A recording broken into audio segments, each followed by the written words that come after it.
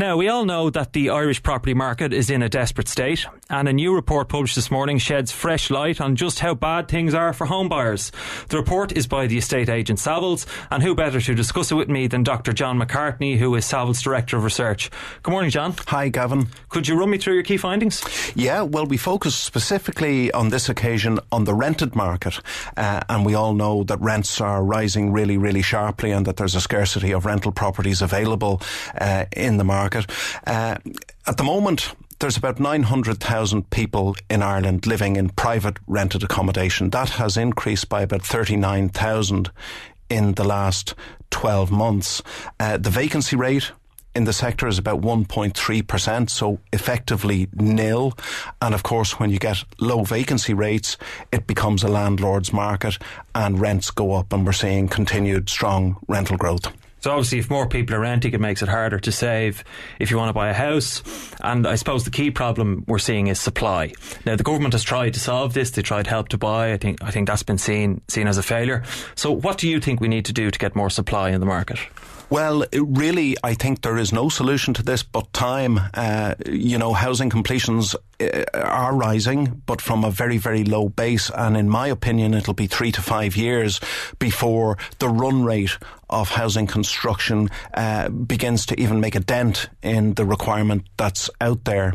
So I think it's going to be a tough situation, and people are just going to have to scramble and do what they can in the interim.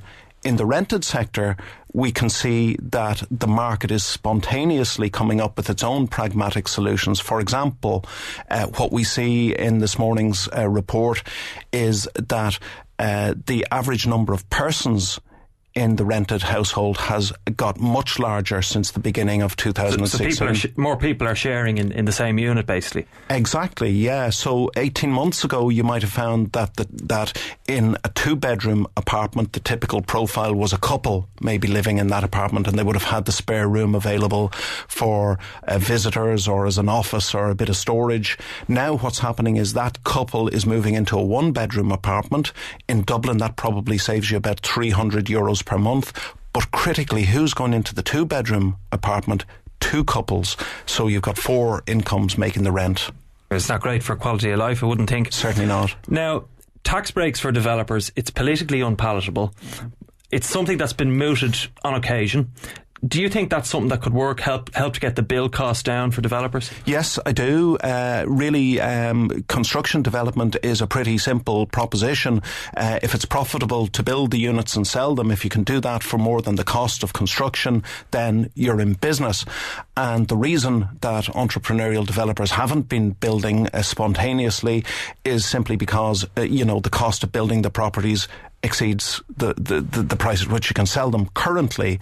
So you can either let prices rise, which is bad for society and competitiveness and all of these things, or you can address the cost side of the business. Now, we've seen costs in construction rising pretty sharply, but a significant portion of construction costs are actually taxes, and the VAT is the obvious one. I think we should have long ago reduced the VAT. It's 13.5% on new homes. We should have got rid of that a long time ago. But as you say, the problem is really politics. No government wants to be seen, I think, to be giving handouts to developers, notwithstanding the fact that it would be the right thing to do for the benefit of society.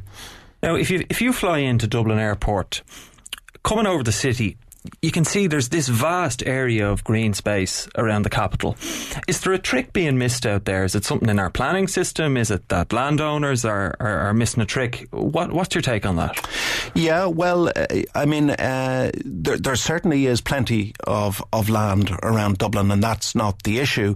The issues are multiple, I think.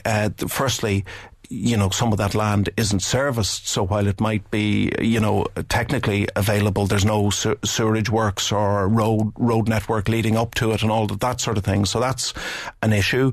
The planning system is a bit clunky. I think that's fair to say. There have been improvements, so we now have fast-track planning for larger housing schemes of over 100 units. They can go straight to on-board planola, and that speeds things up. but again, that's only getting up and running at the moment. So there are lots of impediments to this. Of course, we know that development finance is expensive and it's tightly rationed. So even if you have a development site and it's well serviced, you might not be able to build on that because you haven't got finance. And then finally, nowadays we're more likely to be building apartments. That's what planners want, and for the sustainability of development, that's what we really need. The problem with apartments is you have to build them all in one whack, and that means that you have to take on as a developer higher levels of peak debt than if you were building houses. You build them one by one and you sell them and get the money back. And I suppose the other thing is the height limit restrictions that we see in Dublin City. I mean, that's mad stuff, really. I think, 6 or 7 stories? That probably has to go. Indeed, I would agree, and I suspect in the longer term that will be a solution, because it makes no sense to be trying to provide public services over a very broad, sprawling metropolitan area. It's much more efficient for every reason to have a tighter, more compact city. OK, Dr. John McCartney, let's hope things are a bit better the next time I have you in with me. John McCartney, he's the Director of Research at Savills. We'll be back after this short break. Newstalk Breakfast.